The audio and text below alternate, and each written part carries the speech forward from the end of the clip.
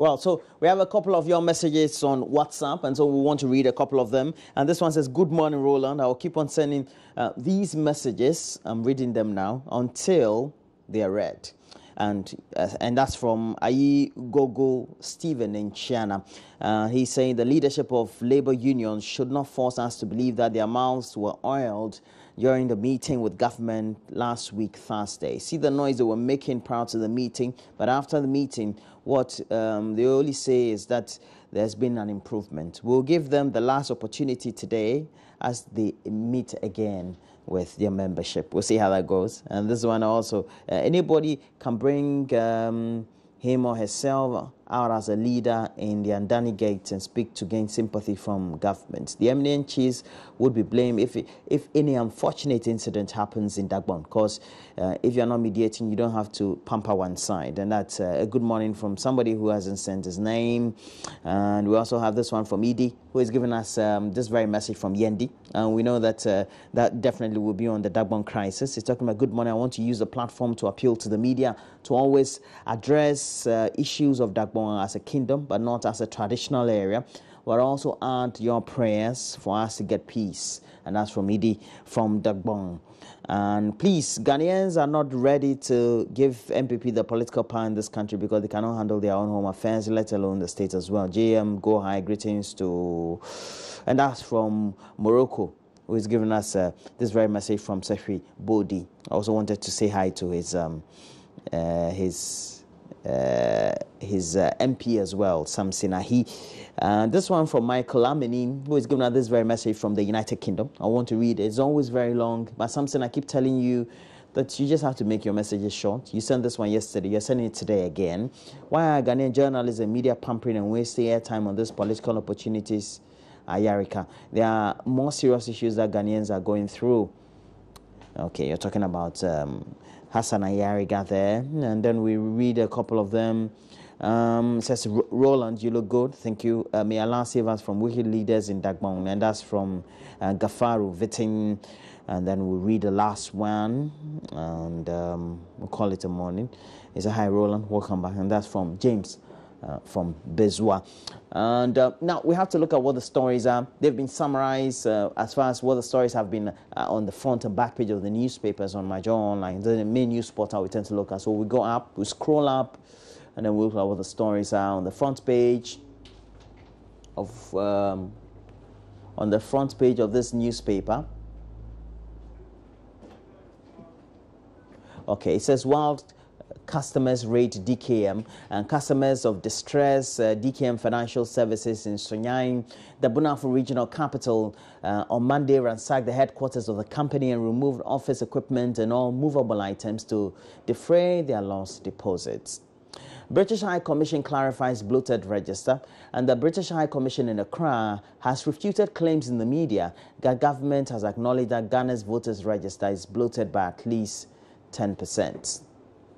Up there, we also have robbery leader nabbed at Kaswa. It talks about how the Kaswa District Police Post have arrested a man believed to have recruited robbers to terrorize residents of Amanfrom and Kaswa in the central region.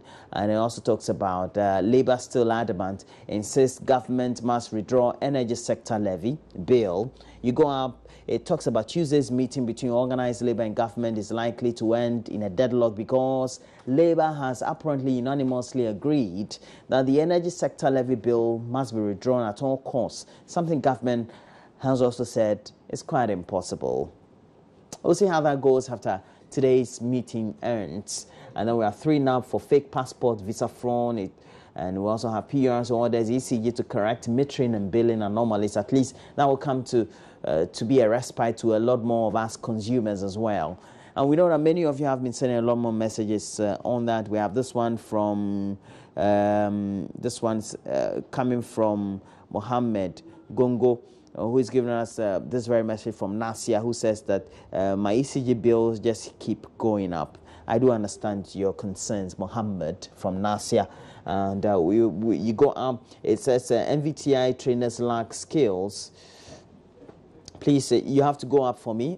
Patrick, please go up. it talks about a technical and education training expert criticizing the National Vocational Training Institute for churning out artisans that lack practical skills, and all this largely as a result of using unqualified trainees. And it talks about NPC also apparently they've maintained the monetary policy rate, and so it's at 26% still. And that is coming as a respite to a lot more of people. And we know that the critics of government economic policy have said that, well, the Bank of Ghana did well in maintaining this very rate, because if it had increased, it means that the cost of credit would have gone up a lot more for many of our industrialists and those who tend to use credits in the economy. And industrialists express worry as industrial policy gathers dust, and this would want to be passed as quickly as possible. The policy implementation is also critical in making sure that various sectoral areas in our country tend to have a lot more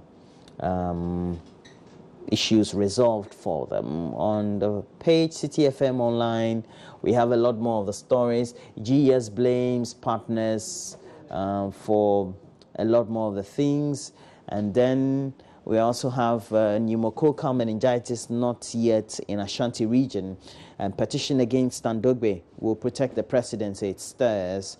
And then we have health ministry to procure meningitis vaccines. You go up, it talks about Syrian refugees heading to Ghana, not terrorists, according to head of Syrians in Ghana. We'll see how that goes. I know that's the concerns being raised a lot about how we can accommodate these refugees and whether there would be terrorists or not. So we'll see how the concern is. Labour demo, police ban was not there to support demonstrators. And we know this very story is emanating from the eastern region. And because apparently there was a picture on social media and also attached to various news stories on various portals indicating the police banned during the demonstration of Labour last week were there to play music for them. I don't know how it works though. What do you think about it? Okay. We also go on. We have education directors giving approval to recruit more teachers. And Gitmo Saga Beyond the State of Fear and Panic is more an opinionated article. And then you have other stories. Achu joins Malaga for loan spell. And we know that before the close of the news day yesterday, it had been broadcast or a lot more highlighted in the media, especially the international media and also the local media, that Christian Achu, who hitherto is a player for Chelsea, was going on loan to Levante. And apparently, Malaga was swift enough to be able to avert the deal to their side the last minute. That's how it is for the transfer window. A lot of things do happen. We'll see how that goes. Ghanaians to pay 30% for pure water.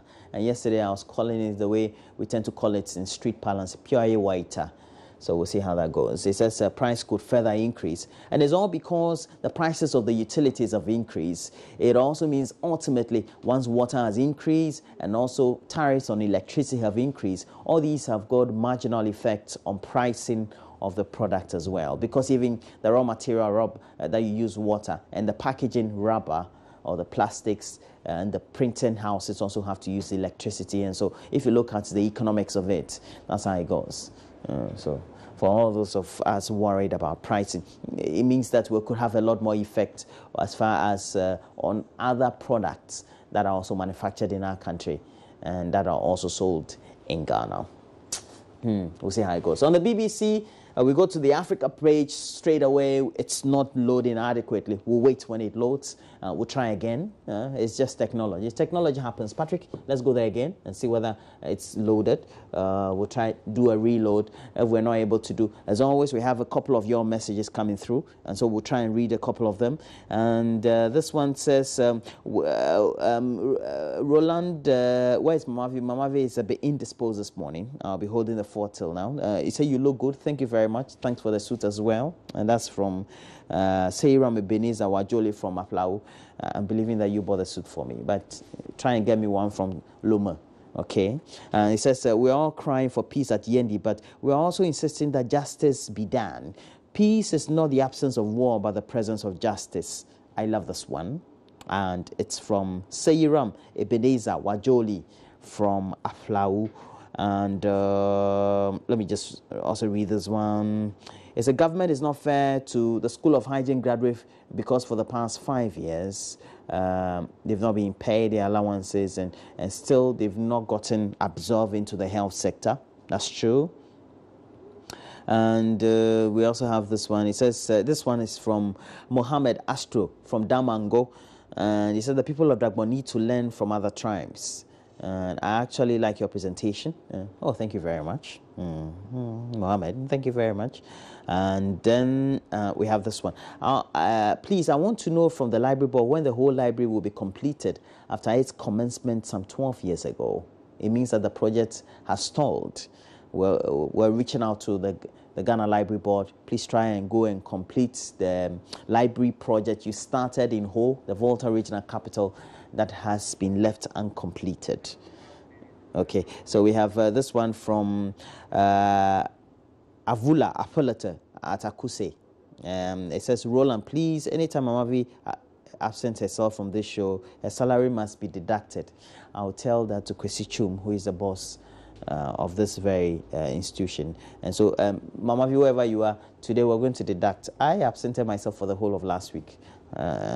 And then we also have this one. It's the last one we're reading, though, and it's from Sebastian, who's given us this very message from Wenchi. And we know Wenchi is in the Bonafo region. He said, government is not fair to the School of Hygiene. Oh, you said that already.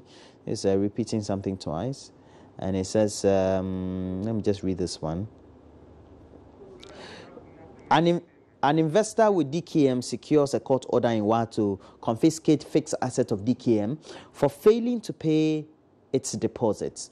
The 2 branches of the company in Wa have so far been emptied with heavy security protection. According to the investor who secured the court order to confiscate DKM office assets, he invested 158,000 Ghana cedis with the company. And that's from Zion Wa. He also adds, we need peace in Ghana, so who are playing games with the Dagbon crisis, they must be careful. And that's from Zion, who is giving us this very message. We say thank you very much for these messages. Please, why has government refused to pay our arrears? I mean arrears of teachers who graduated from college way back in 2013. My heart goes out to you, and that's from Enoch Mampong Ikriapim. And that'll be it for the comments we have for the morning. As always, next we have to bring you a lot more sports, and Benedict Usudankwa will bring us a lot more updates from the world of sports. We know a lot more transfer is taking place within the transfer window, expected to close shortly. Not today, though, by the close of the month. And so we'll have a lot more for you. As always, if you want to get interactive on Facebook, we have the page Join Us on TV. It has a link on our Twitter handle at Join Us on TV. And also 0560 800,000 is the number on WhatsApp for you, as always, to give us a lot more of your comments. Right now, we're taking a break. When we come back, Benedict Owusu will be here with a lot more sports. Do stay on.